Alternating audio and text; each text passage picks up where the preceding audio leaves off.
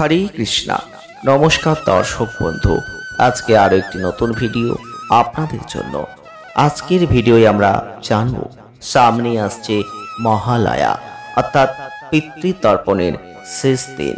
তাহলে আজকের ভিডিওটি আপনারা অবশ্যই পুরোটা দেখবেন, কারণ আজকের ভিডিওয়ে আমরা আলোচনা করতে চলেছি পূর্বপুরুষকে জল দানের সঠিক সময় কখন, পিতৃতর্পণ কি, আর এর আরও কি নিয়ম বিধি রয়েছে। পিতৃপক্ষের সময় মৃত পূর্বপুরুষরা পৃথিবীতে আসেন, আর এই সময় তাদের জন্য তর্পণ করা হলে তাদের আত্মা শান্তি পায়।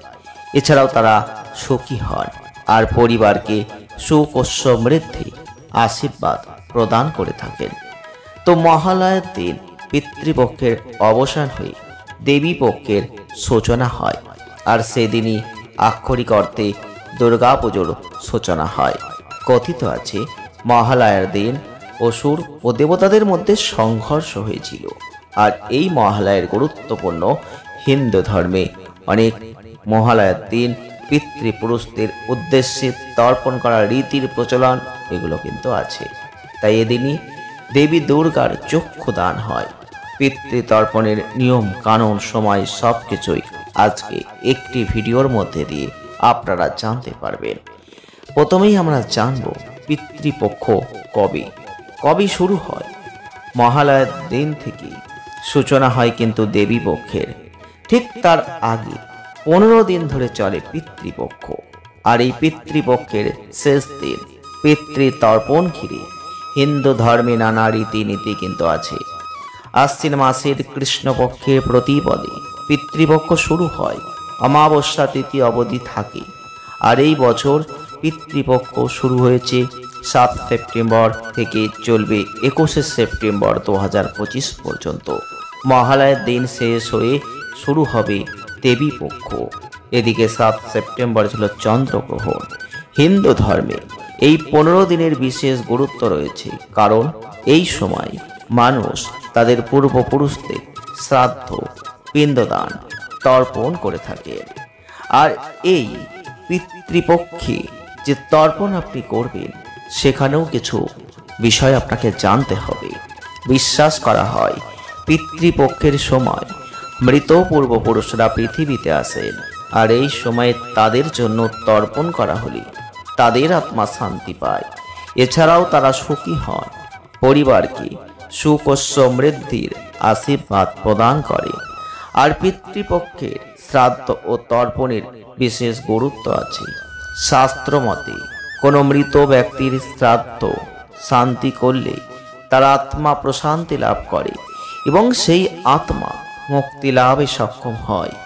আর হিন্দু জ্যোতিষশাস্ত্র অনুসারে পিতৃদোষ সব থেকে জটিল, তাই অবশ্যই আপনাদের ব্রহ্মবৈবর্ত পুরাণ মতে একজন ব্যক্তি তার পিতৃপুরুষদের সন্তুষ্ট করা উচিত দেবতাদের আগে। তবে মহালয়ার তর্পণ বৈদিক অনুশীলনের একটা শব্দ, যা ঐশ্বরিক সত্তার প্রতি কোনো কিছু নিবেদন করাকে বোঝায়। তর্পণ শব্দটার উৎপত্তি হয়েছে সংস্কৃত তৃপ্ত অর্থাৎ সন্তুষ্ট করা। হিন্দু ধর্মে দেবতা, ঋষি ও মৃত পূর্বপুরুষদের উদ্দেশ্যে জল নিবেদন করে তাদের সন্তুষ্ট করার পদ্ধতিকেই তর্পণ বলা হয়। বংশের যে সকল পিতৃপুরুষ পরলোক গমন করেছেন, তাদের প্রীতির উদ্দেশ্যে মন্ত্র উচ্চারণ পূর্বক তিল জল অর্থাৎ তিল মেশানো জল দান করে সাধারণত পুত্র সন্তানেরা পিতৃতর্পণ করে থাকেন। আর এভাবে তর্পণ করাকে আবার তিল তর্পণও বলা হয়। হিন্দু ধর্মে দেবতা, ঋষি ও মৃত পূর্বপুরুষদের পিতৃকুল ও মাতৃকুল উদ্দেশ্যে জল নিবেদন করে তাদের সন্তুষ্ট করার পদ্ধতিকেই তর্পণ বলা হচ্ছে। বংশের যে সকল পিতৃপুরুষ পরলোক গমন করেছেন, তাদের প্রীতির উদ্দেশ্যে মন্ত্র উচ্চারণ পূর্বক সেই তিল জল যদি আপনি অবশ্যই প্রদান করেন, সেটাই কিন্তু তর্পণ।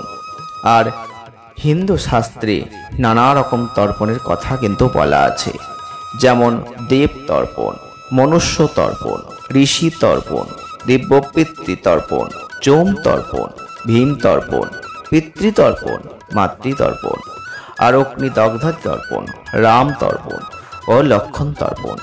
এর মধ্যে পিতৃতর্পণ রীতি সাধারণ মানুষের মধ্যে অধিক প্রচলিত। এর অপর নাম পিতৃযজ্ঞ।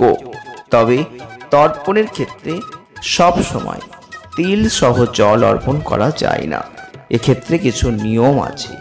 তবে এই বছর মহালয়া পড়েছে 21শে সেপ্টেম্বর 2025, তাই অবশ্যই আপনারা এই দিন কিন্তু তর্পণ অবশ্যই করবেন।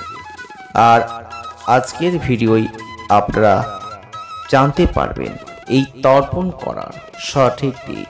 দক্ষিণ দিকে মুখ করে অবশ্যই বাম পা মুড়ে মাটিতে আপনার হাঁটু দিয়ে বসবেন। আর একটা চওড়া তামার পাত্রে কিছুটা বালি, তিল, চাল এবং কাঁচা দুধ, গঙ্গা জল, সাদা ফুল এবং জল একত্র মিশ্রিত করবেন। আর অবশ্যই হাতে কোষ ঘাস রেখে ওই জল অর্পণ করবেন। তো এইবার পুরো আঙুল দিয়ে সরাসরি একই পাত্রে ফেলে দেবেন। 11 বার এটা করলে অবশ্যই ধ্যান করবেন। আর এটাই কিন্তু আপনাদের সঠিক পিতৃতর্পণ করা হবে।